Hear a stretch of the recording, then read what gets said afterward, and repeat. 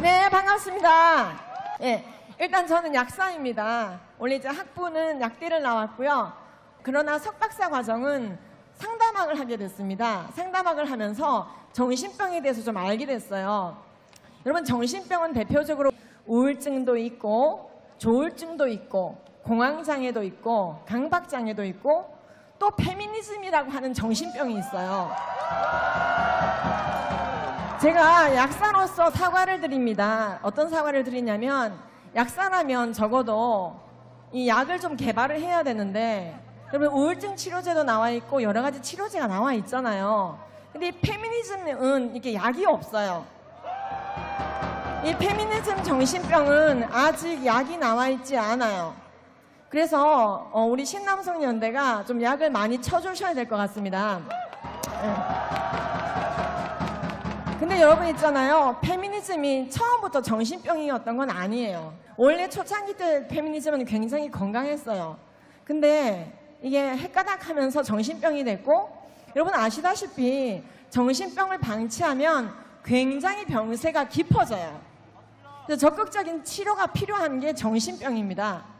이 페미니즘도요, 가만히 놔두면 어디까지 가게 되냐면요, 지금 여러분들이 상상할 수 없는 지경까지 흘러가게 됩니다. 여러분들 지금 조그만 남성이 1초만 쳐다보도 시선강간 이러면서요, 이게 이 피해망상, 그쵸? 이 정신병을 계속해서 이제 뿜어내잖아요. 근데 이런 정도는 그래도 어느 정도 이렇게 약발이 듣고 시간이 지나면 깨우치기도 하는 그런 정신병 수준의 페미니즘이라고 할 수 있어요. 근데 여러분, 지금 전 세계적으로 굉장히 악화된 페미니즘 정신병의 상태는 어디까지 가 있냐면요, 캘리포니아 같은 곳에 가보면 굉장히 관찰이 쉽습니다. 제가 2년 전에 캘리포니아를 다녀왔어요. 한인 사회를 중심으로 교육을 하고 다녔거든요. 제가 거기서 아주 뻔한 얘기를 했는데, 남자와 여자가 어떻게 다른가, 남자와 어떻게 다르게 구별되는가, 그런 얘기를 했거든요. 남자와 여자 이 성별은 수정될 때 정해지는 것이고, 우리 몸의 세포 핵마다 남자는 XY, 여자는 XX 표식 염색체가 있기 때문에 이에 따라서 오장육부가 다르게 분화가 되고, 남자들에게는 고환이 생기고 여자들에게는 난소가 생겨서, 남자는 여자보다 사춘기 때 여성보다 남성 호르몬이 10배나 많고 여성 호르몬이 여자들에게는 많아지고, 그에 따라 근육의 양이 달라지고, 우리나라 소방관 테스트할 때요, 남자들의 쥐는 힘은 60이 만점이고 여자들의 쥐는 힘은 37이 만점인데, 남자들의 쥐는 힘 빵점이 45예요. 남자 빵점보다 여자 만점 37점이 낮아요.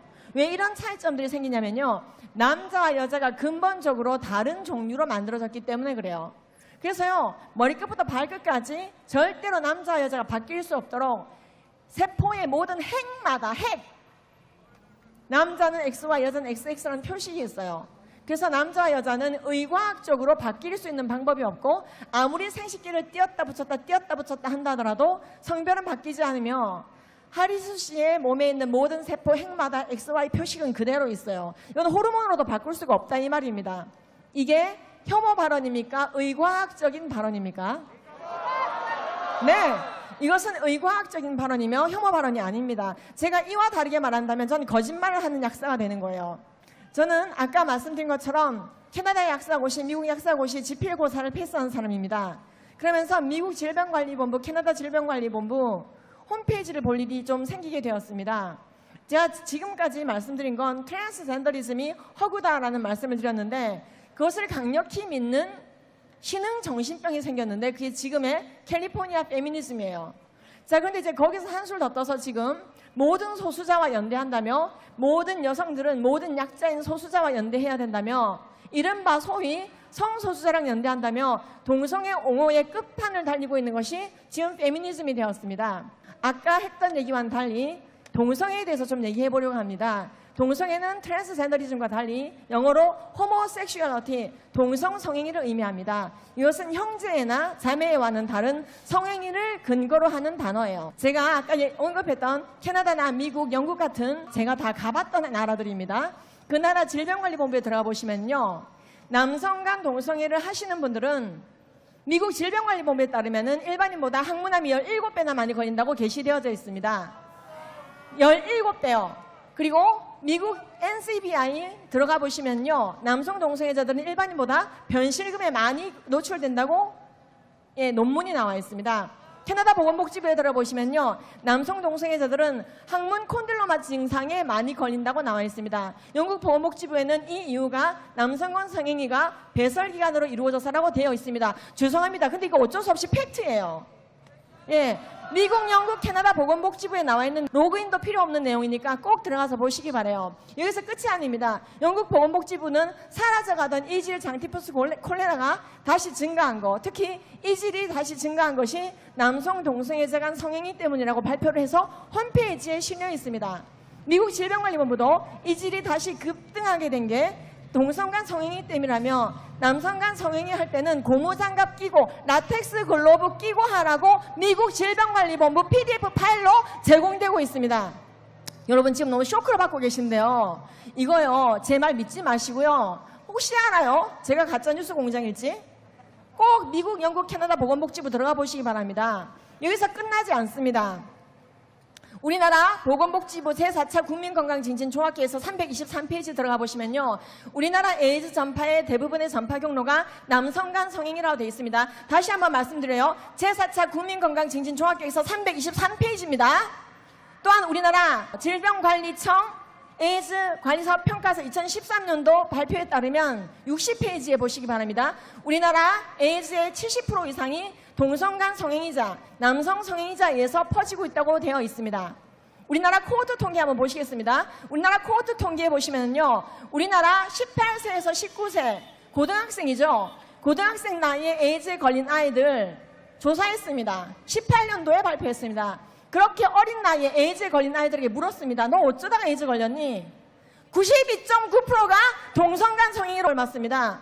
여러분, 에이즈 바이러스가 눈이 붙어서 동성간 성행위 하는 사람만 쫓아다니는 게 아니고요. 그만큼 동성간 성행위는 위험하다는 의과학적 통계인 거예요. 여러분, 매독은 에이즈와 달리 완치제가 나와 있습니다. 페니실린 2, 3주 주사요법 하면 완치가 돼요. 에이즈 바이러스 억제제처럼 죽을 때까지 먹는 게 아닙니다. 페니실린으로 주사로 완치되는 게 매독이에요. 그래서요, 매독은 완치제가 나온 이후에 매독 사망자가 제로까지 떨어졌던 게 미국입니다. 근데 다시 매독이 증가해요. 조사해 봤더니 미국에 남아있는 매독의 83%가 남성 동성애자라고 미국 질병관리부 홈페이지에 나와 있습니다. 게다가 영국 런던 기준으로 영국에 남아있는 매독의 90%가 남성 동성애자라고 되어 있습니다. 여러분, 제가요 약사라서 이런 말을 하는 거거든요. 저는요 의과학적 통계를 얘기하고 있는 거예요. 좀 더 읊어볼까요? 여러분, 들으시면 너무나 깜짝 놀랄 만한 통계들이 너무나 많이 있습니다. 고로 저는 동성애가 잘못됐다 생각합니다. 여러분, 근데 여러분, 이 발언이요 혐오 발언이래요. 여러분, 우리나라에 어떤 기사가 있는 줄 알아요? 우리나라 폐암 환자의 70%가 흡연인이다. 이런데도 흡연할래? 라는 통계가 있어요. 그 기사 제목이 그래요. 그런데요, 우리나라에서 에이즈에 걸린 사람의 70%가 남성 동성애자이다. 너 그런데도 동성애 할래? 이것은 혐오 발언이래요. 여러분, 제가 혐오 발언을 하지 않으려면 제 양심을 팔아야 됩니다. 동성애랑 에이즈랑 관련 없고, 동성애랑 매독이랑 관련 없고, 동성애와 성병이랑 관련 없고, 얼마든지 해도 된다. 약사의 양심상 사실 제가 그렇게 말할 수 없어요. 아이를 키우는 부모로서도 그렇게 말할 수 없어요. 그것은 비윤리예요. 비도덕이에요.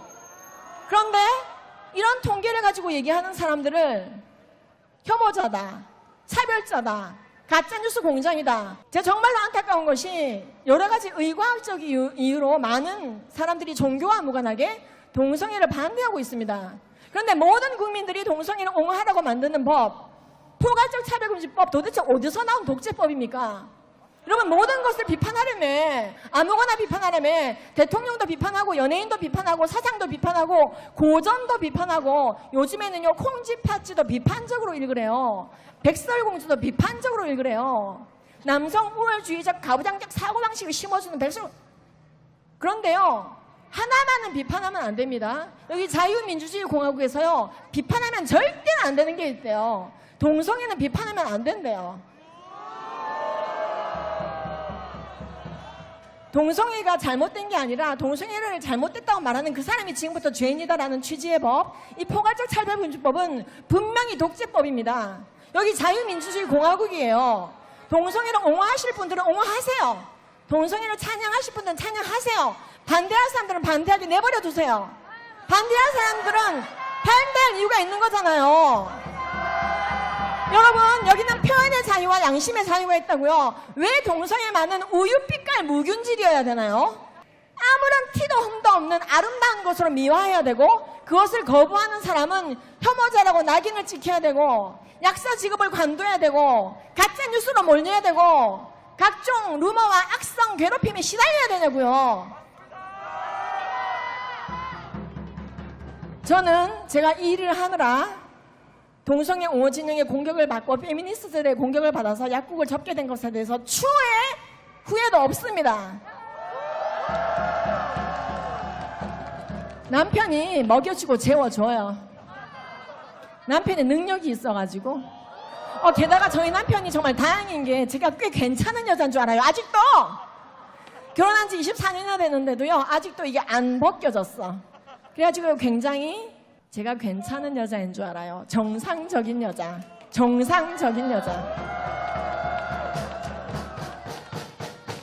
제가 짧게 동성애의 의과학적인 문제점을 얘기했습니다. 제가 이 얘기를 하는 이유는 특별히 동성애자들을 미워하거나 그들을 괴롭히자는 게 아니에요. 적어도 그들을 아끼고 정말로 그들을 품고 사랑한다면 그들에게 이러한 위험성을 알려줘야 됩니다. 내가 정말로 나의 아빠를 사랑한다면 나의 아빠에게 흡연의 위험성을 알려줘야 되지. 아빠 실컷 담배 피세요 하면서 담배 사주면 안 되는 거잖아요. 우리는 진짜 사랑이 뭔지 보여줘야 돼요. 진짜 사랑은요, 진실과 함께 갑니다. 이 진실을 덮어서는 안 된단 말이에요. 저는 동성애 독재법에 반대합니다. 모든 국민들이 동성애를 찬양해야 되고 찬성해야 된다는 거, 이 끔찍한 독재법에서 우리는 벗어나야 됩니다. 그 끔찍한 독재법 때문에 많은 나라들이 신음하고 있고 이미 만들어진 법은 없애기가 굉장히 어려워요. 신남성연대는 정신병자들과 싸우고 있어요.